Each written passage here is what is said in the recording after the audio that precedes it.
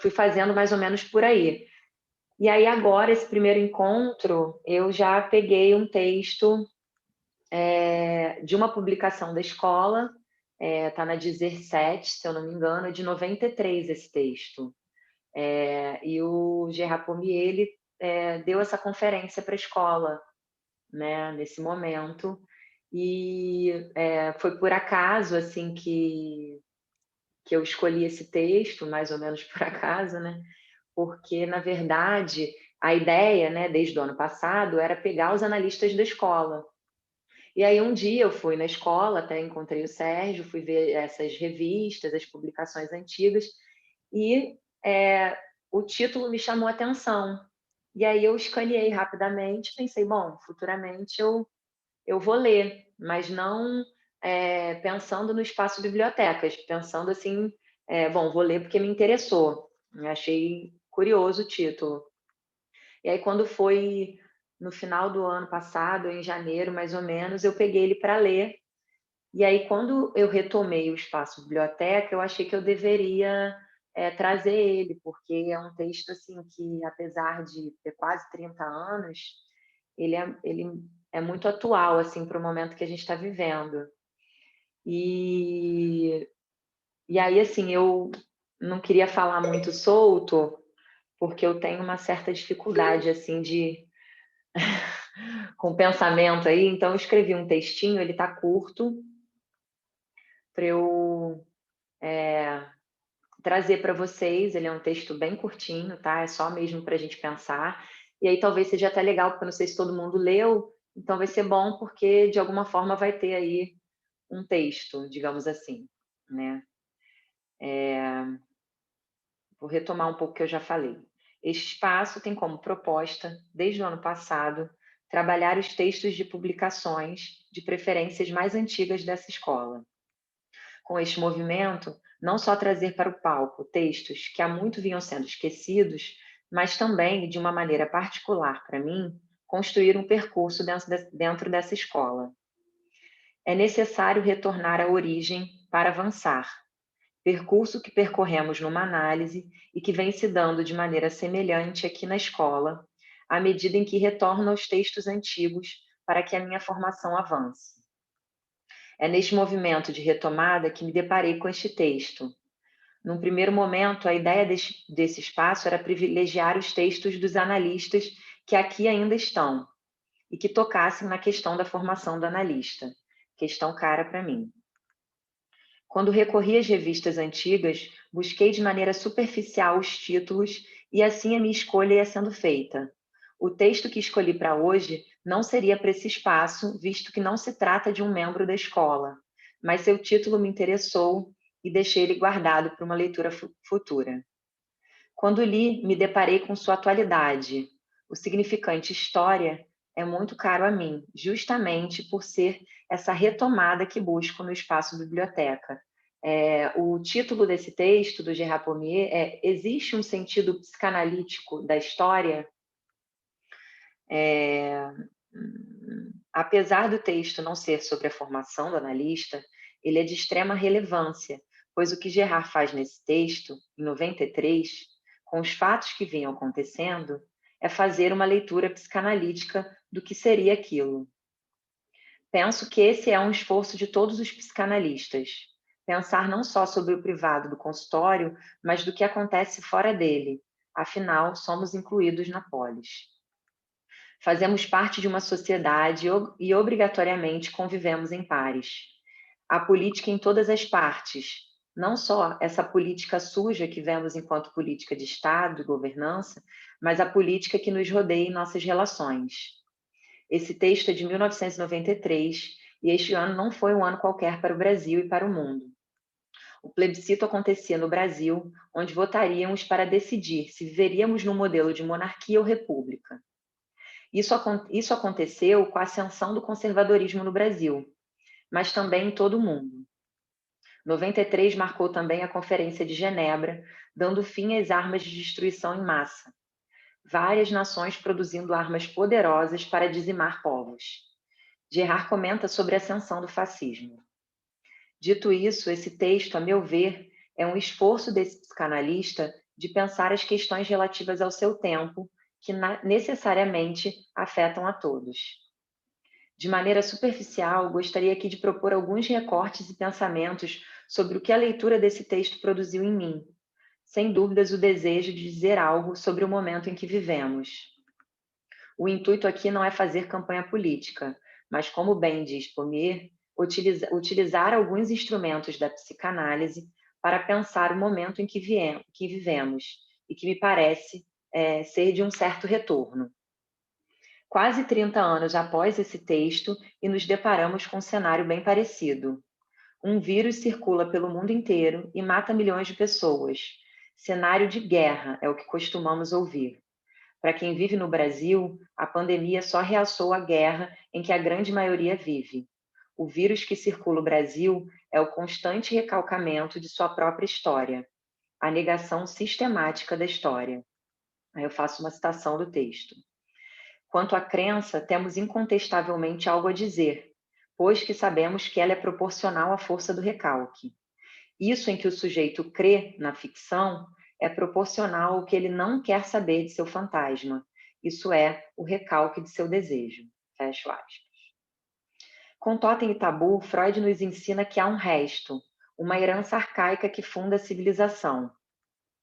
Uma herança que retorna incontestavelmente e muito especialmente nas formas mais variadas de violência, ódio e horror. Esse retorno não passível de palavras é que instaura uma repetição.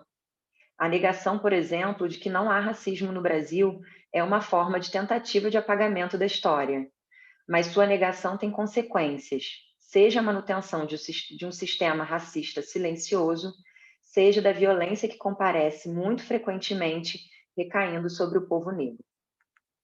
Para Gerard, a força do recalque é concomitante à violência. Quanto mais se tenta recalcar as diferenças, mais se realça o ódio e a violência. Se numa análise a resistência surge como impedimento ao conflito, o recalque esconde, por sua vez, sua natureza, sua verdade.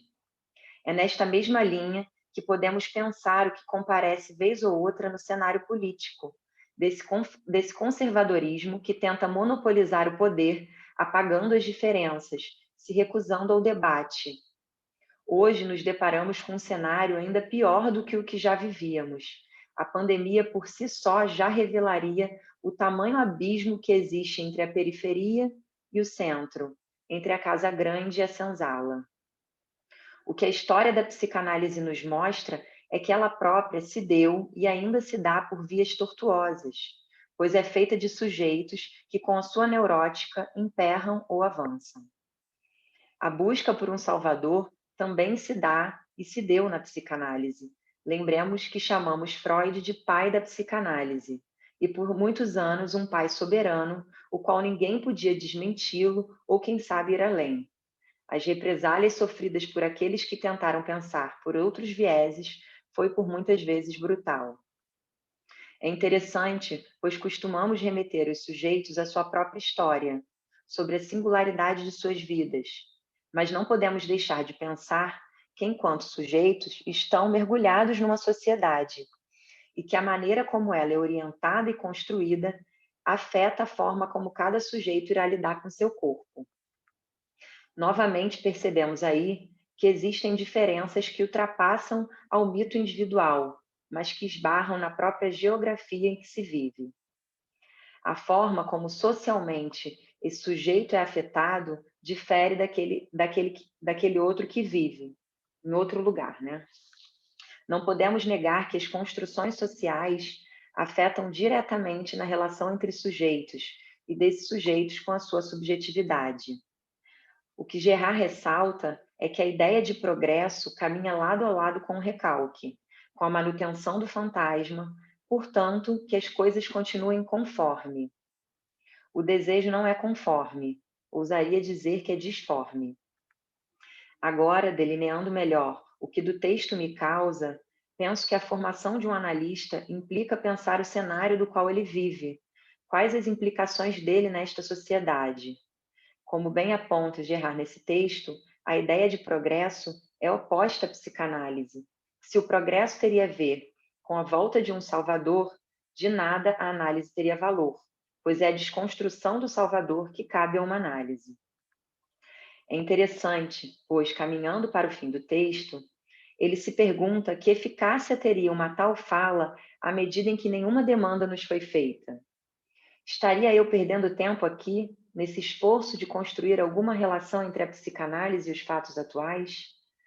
Neste ponto, retorno a Freud, que não recua frente às adversidades, às calúnias e às difamações. Era preciso ainda assim caminhar. Penso que não é necessário um convite formal para pensarmos tais questões. Na verdade, formulo outra questão. Como, ocupando essa função radical que um analista se presta, de causa de desejo, de obter a diferença absoluta, nos calarmos frente ao horror em que estamos vivendo?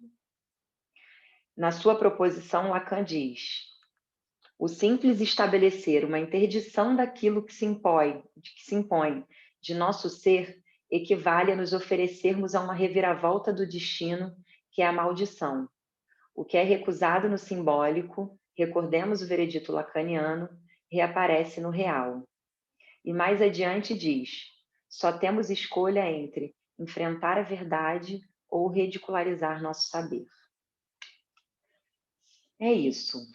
Pequeno texto, assim, como eu falei, eu preferi escrever um textinho, assim, para eu não me perder muito, assim, nos pensamentos, porque quem teve a oportunidade de ler o texto tem, assim, muitos pontos, assim, interessantes, né? Então, acho que, assim, se ficasse um pouco solto, pelo menos para mim, eu acho que eu não ia conseguir fazer essa construção que eu, na verdade, tentei fazer, né? Do que um psicanalista pode, de alguma forma, contribuir, né, para esse momento em que a gente está vivendo. E uma outra coisa que eu achei interessante, né, porque a gente está falando de um texto que tem quase 30 anos e que é muito atual, esbarra em questões que a gente está vivendo, e me faz pensar, né, nisso que retorna realmente, né, à medida em que não é dito, algumas coisas não são ditas, né, isso pode retornar, né, e eu acho que de alguma forma é o que estamos vivendo hoje, né. É isso, gente, queria escutar vocês me ajudarem, assim, na elaborar mais um pouco, pensar mais um pouco. Eu não sei se alguém já tem alguma questão, vou ver aqui no chat.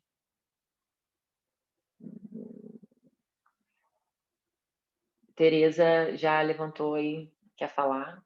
Tereza Meloni, pode falar.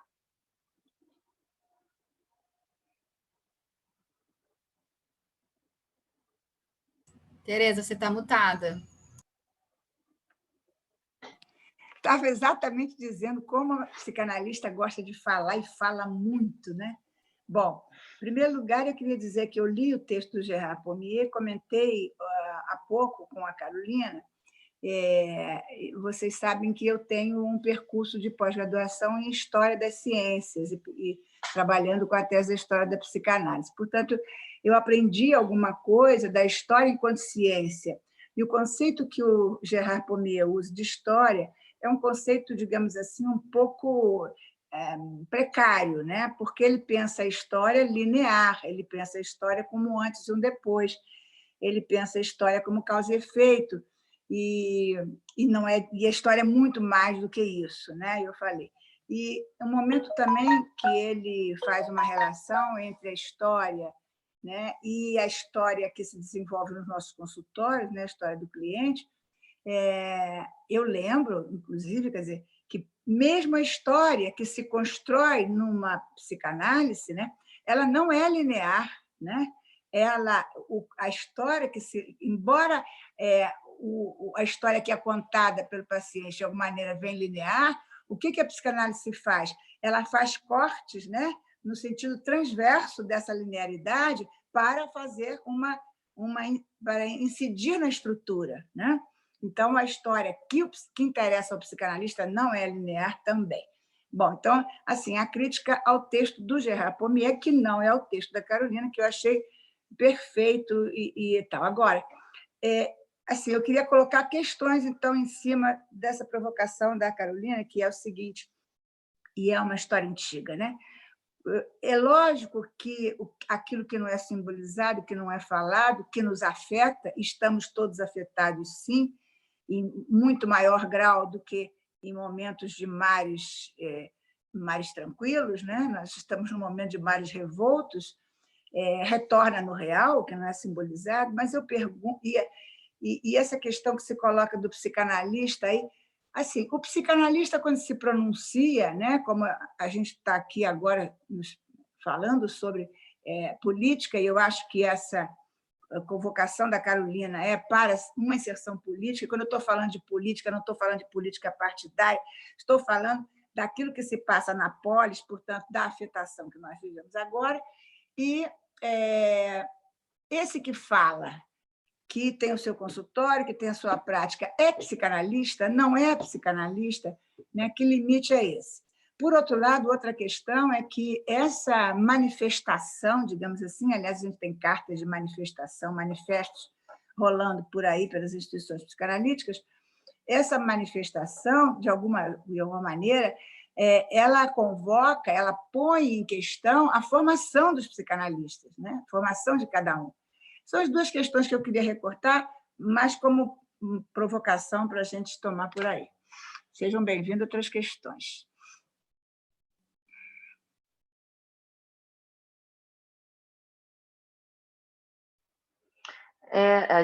Você até conversou comigo mais cedo, né, dessa linearidade, palavra difícil, enfim, essa daí.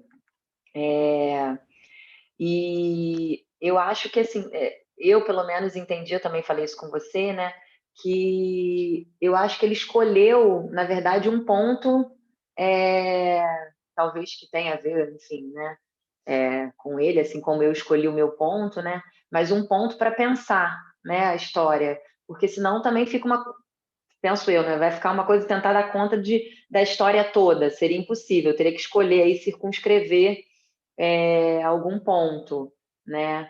Mas eu concordo, ele inclusive diz isso no texto, né? Que, assim,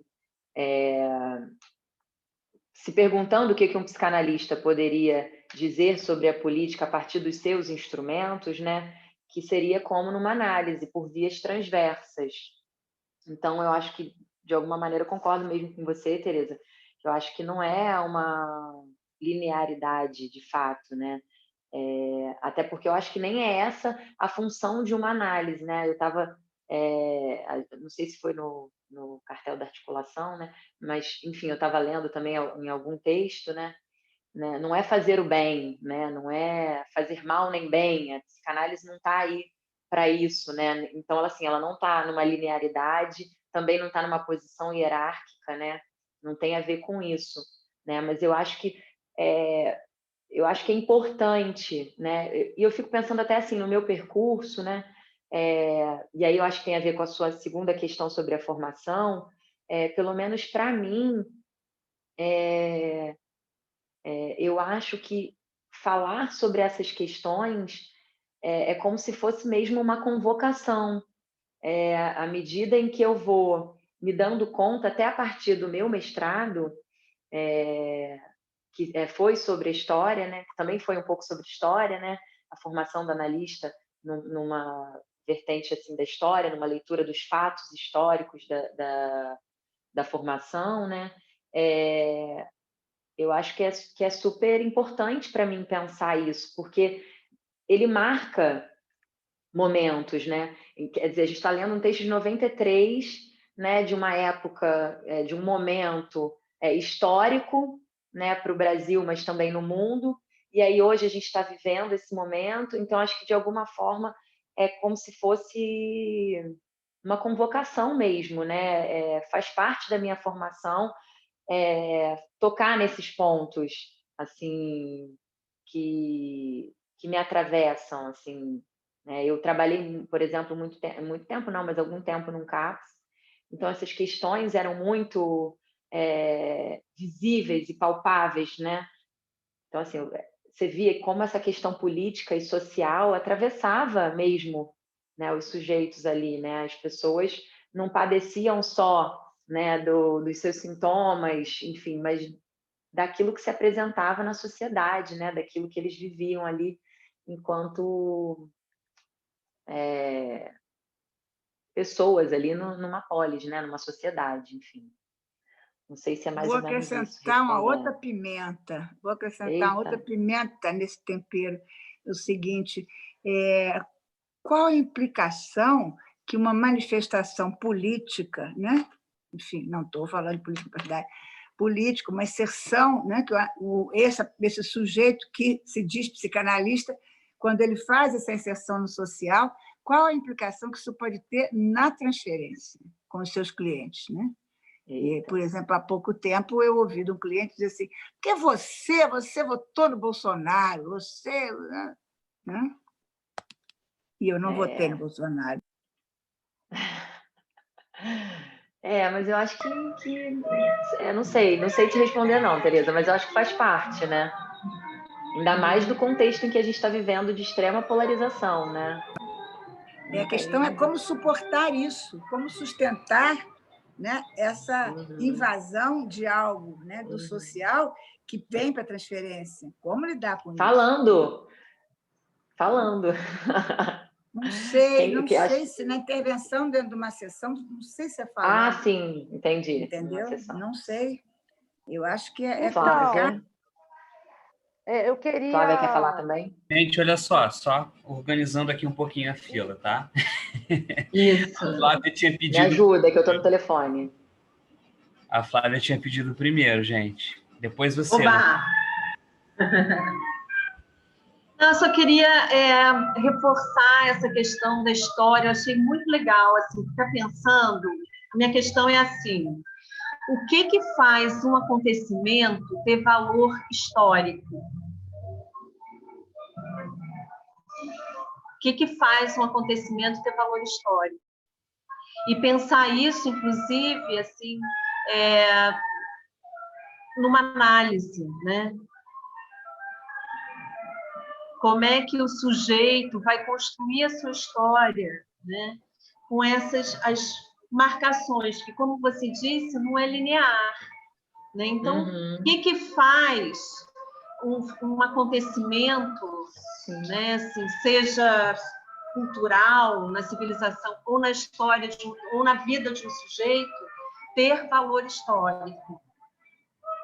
Para pensar, assim. Sim. Eu só quero...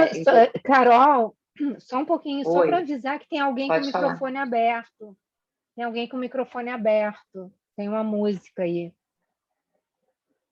Só para avisar o pessoal. Acho que era eu. Tá. E tem uma música aí, tem um instrumento. Uma flauta. É interessante você estar falando também, Flávia, porque tem aí uma invasão digamos assim, de um acontecimento externo, né? O vírus ele entra e marca, né, de alguma forma a história, né? Não é o sujeito. Estou pensando aqui, né? Não sei. Não é um sujeito que de alguma forma marca essa história, né? Algo externo que rompe, né, na história, porque é isso, assim, nós estamos afetados por essa pandemia, né, ainda estaremos por um bom tempo, acredito que por muito tempo, né, fazer o luto disso, essa carta, inclusive, que a Teresa Meloni comentou, né, que a escola lacaniana assinou, né, fala isso, né, desse luto que talvez em alguns casos nem sejam possíveis de serem feitos, né? Mas o que eu pensei agora é que eu acho que assim tem um fator externo, acho que você comentou no bate-papo, né? Essa irrupção do real. O real, né? Que invade. Eu acho que talvez seja mais ou menos por aí, porque o sujeito não está muito preparado para falar, né? Assim, sobre isso. Aquilo acontece. Me ocorreu agora também que o Freud fala do desamparo fundamental, né? Que de alguma forma marca também o sujeito, né? Porque ele ali é completamente desamparado e há uma invasão mesmo, né? Desse outro que o toma. Então, assim, eu acho que talvez realmente a gente possa seguir por aí, né? Por esse fator externo, que a gente chama de real, né? E aí marca, assim, a história, né? Eu fiquei pensando, assim, rapidamente, né? O 11 de setembro, né? Tem aí alguns outros fatos. E interno ao mesmo tempo. Sim, né? Sim, porque eu acho que tem a ver com o que eu falei no começo do texto, desse retorno, né? Não é à toa que a gente sempre pensa, por exemplo, no Holocausto, né? Na escravidão, né? No racismo aqui no Brasil, porque eu acho que é um retorno disso que não que até certo ponto não é nem possível de ser dito totalmente, né? Assim, a gente nunca vai conseguir dizer totalmente sobre o que é isso, mas que eu acho que a ausência da discussão, né, parece que reafirma isso, e aí traz esse ponto assim, de horror e de violência, né, assim, que a gente vem vivendo agora, porque não é só a pandemia que a gente vê, né, não é só o Covid, né, são as diferenças sociais que ficaram gritantes, né, são as pessoas morrendo de fome, né, são outras coisas que já existiam e sempre existiram, né, mas que são completamente jogadas para debaixo do tapete.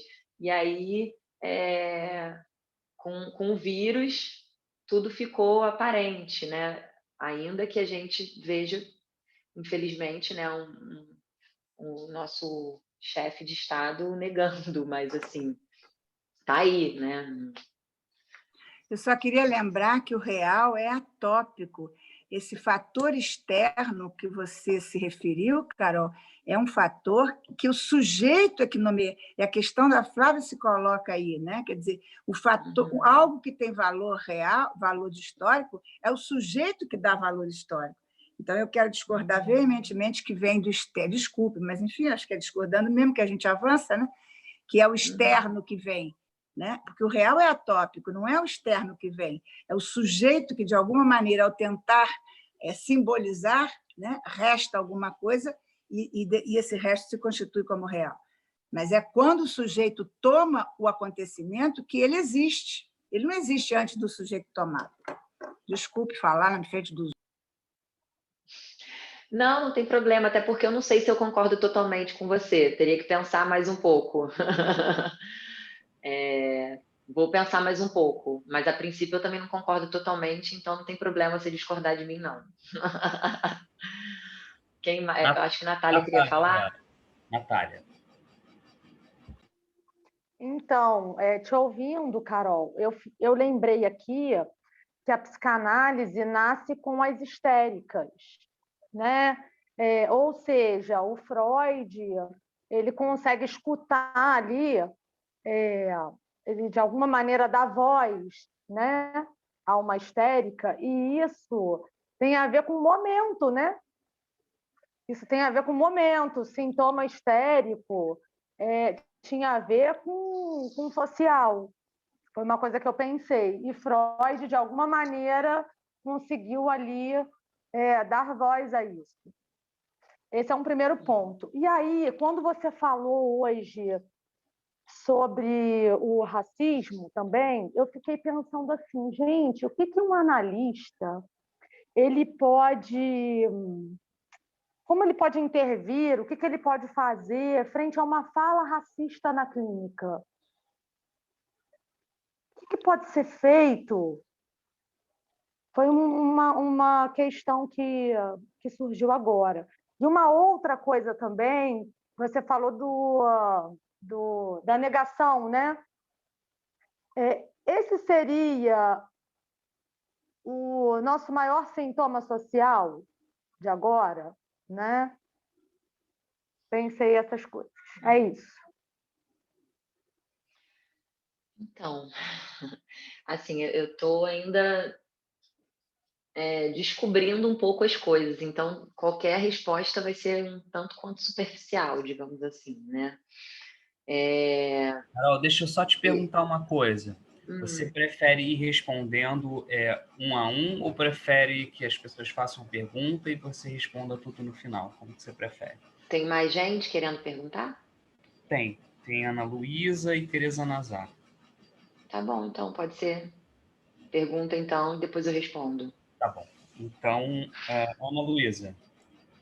Então, Carol, eu gostei muito do seu texto. Acho que você traz questões muito importantes, assim, muito atuais, né? E aí, na verdade, eu pedi até para falar, porque Tereza fez uma provocação, né, perguntando assim, mas quando um psicanalista fala sobre uma questão política, né, sobre algo da polis, ele fala enquanto psicanalista, né?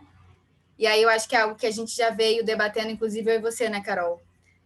Nos cartéis, etc.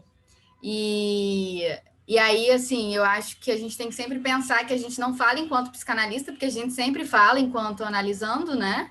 Mas, de alguma maneira, a gente fala atravessado pela psicanálise. Eu acho que é impossível se a gente se separar, né? Quando a gente tem um percurso de análise, né? Vive essa experiência que é inconsciente, eu acho que, de alguma maneira, é impossível a gente falar sem ser atravessado por isso, né? Então, a gente não fala enquanto psicanalista, mas a gente fala atravessado por essa experiência que a gente tem com o inconsciente. Eu queria só colocar essa lenha na fogueira.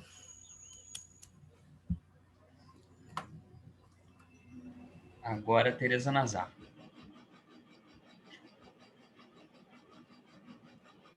Eu acho melhor ela responder a pergunta, a colocação. Eu não acho bom isso, não, o Alexandre.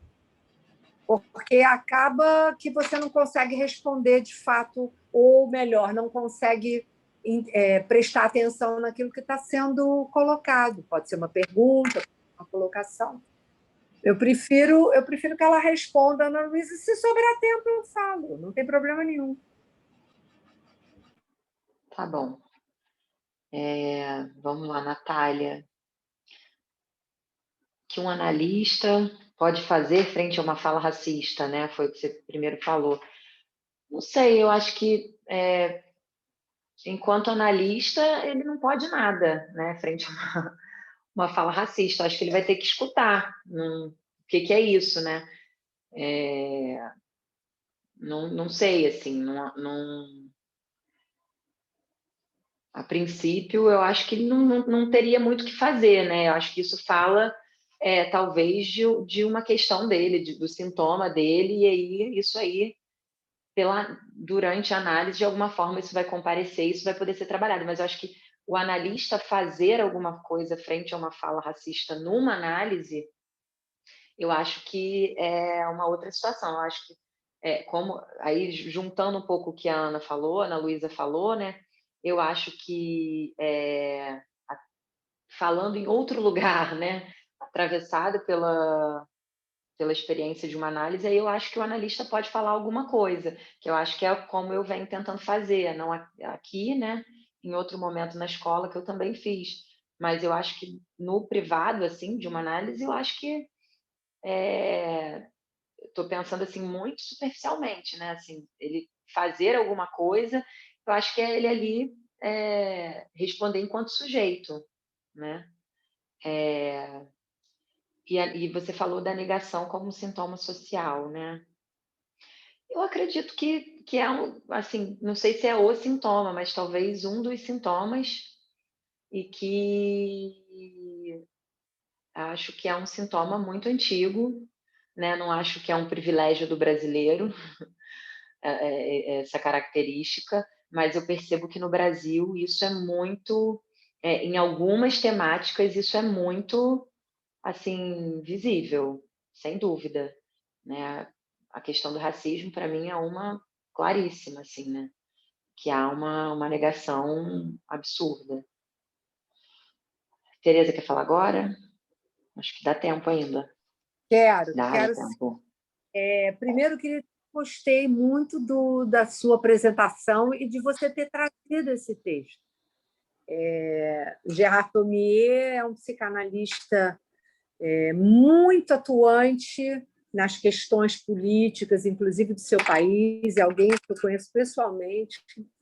E ele, na época que ele escreveu esse texto, ele estava trabalhando o Althusser, que inclusive saiu agora o livro dele, sobre Althusser.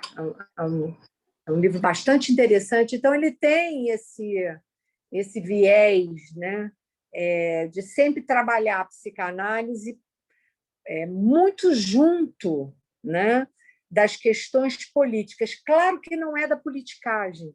E a gente sabe muito bem que o limite está no seminário da ética. O limite da ética é a política do inconsciente, né? A política que está em jogo é a do próprio inconsciente, do funcionamento do inconsciente. Então, assim, essas questões que você levanta, né? Você colocou um ponto que eu acho que é bastante interessante, que é sobre o acontecimento. Eu entendo, você colocou uma questão sobre isso, eu entendo que só há acontecimento quando você fala sobre ele. Ao falar sobre o acontecimento, você, ao mesmo tempo, dá existência e, portanto, você marca ele historicamente. Isso é muito importante de ser dito, porque você fez uma referência ao Holocausto e, na verdade, aqueles que viveram, que sofreram, né, o Holocausto, tiveram muita dificuldade de falar sobre isso.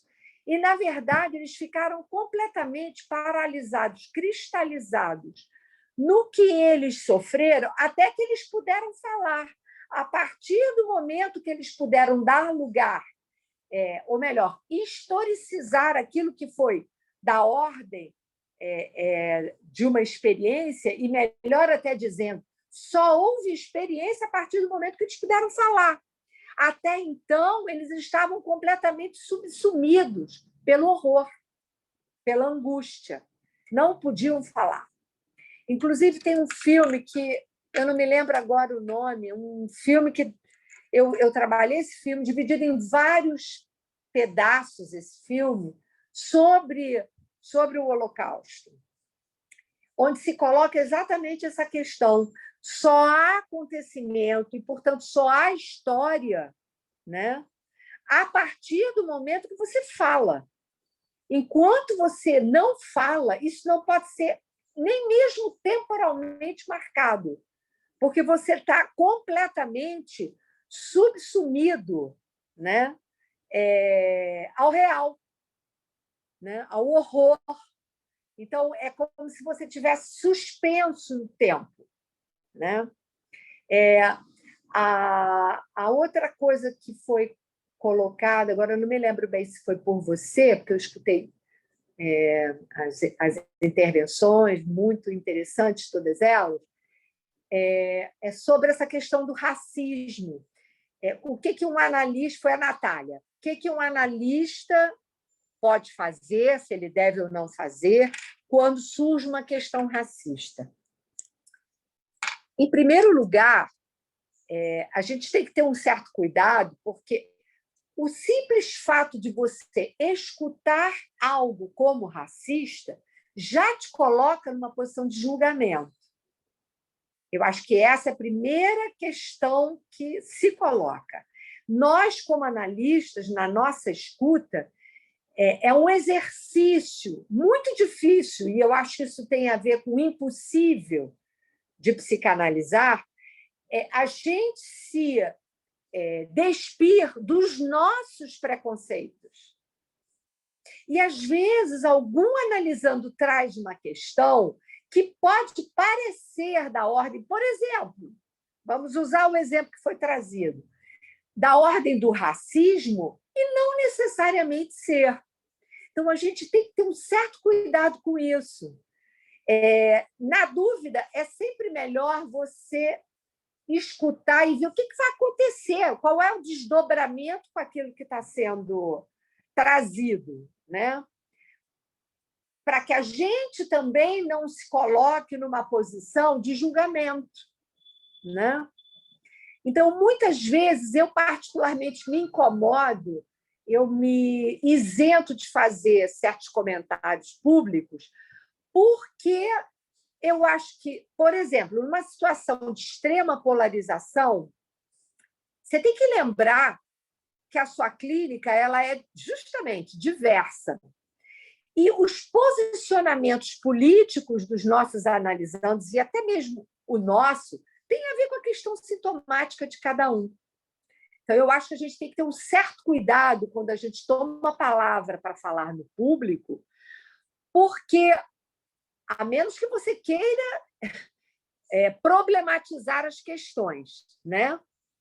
Então, eu acho que quando você fala no público, você está no lugar, sempre quando você toma a palavra, você está no lugar do analisando, e a Ana Luísa trouxe isso muito bem, é verdade. Entretanto, exatamente por isso, a gente tem que ter um certo cuidado, porque nas redes sociais estão todos analisando, né? Colegas, né? Está todo mundo ali. Então, um certo cuidado há que se ter, porque cada um vai tomar aquela fala de acordo com a sua simpatia ou antipatia com aquilo que está sendo dito. Então, é um terreno, eu acho, complicado quando, voltando, Natália, voltando para a questão que você trouxe, o que fazer com uma questão que chega e que me soa da ordem do racismo é muito singular em cada situação, em cada caso, em cada analisando. Eu acho que você só pode trabalhar aquilo na transferência, naquilo que está sendo dito e trazido, entende? Não dá para você generalizar. Porque eu acho que isso tem um contexto. Quando um analisando traz alguma coisa que pode me soar a mim como da ordem do racismo, eu tenho que me perguntar que lugar isso tem naquele momento na transferência. Por que ele está dizendo isso? Simplesmente. Eram só essas observações que eu queria fazer. Mas muito bacana você ter trazido, inclusive, esse texto de um grande e querido amigo. Gostei. Obrigada, Tereza. Inclusive, você me ajudou na sugestão. Quando a gente conversou esses dias, você falou e eu pensei, é uma boa. Depois do que você falou, né? Ao falar sobre o acontecimento, você dá existência, né, àquilo. E aí eu consigo entender o que a Tereza Meloni falou antes. Né? O nome do Shoah, só para não esquecer. Shoah. S-H-O... Ah, tá, o filme. O filme. Esse filme fala sobre o Holocausto. Sim. E Shoah quer dizer exatamente isso. É o degradação, o horror. Né? Uhum. E acho importante, porque eu fico pensando, né, nessas famílias que estão impossibilitadas de falar sobre, né, o luto desses que estão indo, né, as pessoas estão morrendo na CTI e não estão, né, não tem essa possibilidade. Então tem isso, né, puro real, ainda não é da ordem do acontecimento, vamos dizer assim, não sei se é isso, né? Ainda não, digamos que não existe ainda, né? Achei muito bacana. Agora ficou mais claro o que a Tereza Meloni falou. Eu vi que Renata Dias queria falar alguma coisa e já está acabando. Então, dá tempo? Desculpa. Pode. Tá, vou falar. Então, a primeira vez que eu me dei conta do Pommier foi num texto escrito pela minha analista, em que tinha uma citação dizendo que a esperança é um outro nome para o desejo. E aí, hoje, eu estava te escutando, eu li o texto, né, e fiquei muito impressionada, assim, achei sua escrita belíssima, e fiquei pensando nesse momento, né, de tão pouca esperança. E fiquei pensando se, de alguma forma, o psicanalista aí na cena do mundo, nesse momento, né, não só nesse momento, mas ele providencia, né, a possibilidade da fala de cada um diante desse fato histórico, como cada um toma esse fato histórico e, se possível, faz dessa angústia, né, que habita causa. E aí, nesse sentido, eu fiquei pensando se a gente pode afirmar que a psicanálise ela é artesanal, né? Porque mesmo que na cena do mundo algo se coloque supostamente para todos, porque temos o Covid aí em questão, né? Se é de fato artesanal, porque a cada escuta, a cada fala, a cada um que possa trazer isso que da história na própria história. Então, era isso que eu queria dizer. Bonito isso, hein? Gostei. Artesanal. Eu acho que Renata sim. falou igual poeta agora. Né? Achei bonito isso, porque tem a ver com o que a Tereza Nazari e a Tereza Meloni falaram, né? Depende se cada sujeito vai costurar isso para a sua história, né? Uhum. Porque a possibilidade de falar, né? Eu estou pensando aqui, né? De cada um que vive isso, né? Ele pode falar, ele encontra um espaço onde ele pode falar e ser escutado, né? É a possibilidade da costura, né? De fazer alguma coisa, né? E aí eu acho que é fazer, né? Fazer história, né? A sua própria história. E a Tereza também falou do Holocausto, né? Eu recentemente também li um livro da enteada do pai da Ana Freud, né? Ela é padrasto dela, né? E ela escreve a história e ela ficou assim, ela sobreviveu a Auschwitz, né? Ela e a mãe, e ela ficou durante assim 50 anos sem falar sobre. Primeiro porque o padrasto, né, estava super envolvido com a publicação do diário, né? Então ela achava que ela não tinha, digamos assim, o direito. Você falou Ana Freud. Ana Freud? Você falou Freud, Ana Frank. Então, ó, o Otto falha aí. Anne Frank. Foi um ato falho. Mas, enfim, ela demorou, assim, 50 anos para escrever esse livro, né? E um dia, ela falando em público, ela falou sobre o que tinha acontecido com ela, né? Então, assim, ninguém que estava em volta dela sabia, quer dizer, sabia porque estava ali com ela, né? A mãe estava com ela, enfim. Vivenciou de alguma, não exatamente a mesma coisa, mas vivenciou, mas assim, não sabia do que ela tinha passado, né? Daquilo que ela experimentou vivendo aquilo, né? Então, assim, eu acho que a fala não sei se vou arriscar dizer que eu acho que personaliza a história, não, né? Faz interromper você, mas é mais do que a própria experiência analítica. A experiência analítica, aquilo que você vive, né? Só tem lugar, você só consegue, de fato, se separar, porque você historiciza isso na transferência. E, até então, aquilo tem valor fantasmático, você está suspensa naquele acontecimento. Se apropria, né? Exatamente, o tempo ali está A partir do momento que você simboliza, que você coloca aquilo em palavras, aquilo se torna historicamente datado e, portanto, você pode se separar. É exatamente o processo analítico. E aí marca o tempo, né, Tereza? Cria-se o antes e o depois, né? De alguma forma. Operação... Antes não tinha, era suspensão do tempo, né? À medida em que o sujeito fala, ele, de alguma forma, marca aí um tempo. Isso é uma operação da subjetividade. Gente, é isso. Muito obrigada. Muito bom, muito Vou encerrar. bom. Foi muito bom. Obrigada pelas questões. E aí, agora é Márcia, né? Mas eu acho que é fechada para membros. Mas depois tem a atividade do Sérgio, que é aberta. Então, fiquem conosco. Um beijo, gente. Obrigada. Até a próxima. Tchau, tchau. Tchau. Obrigado.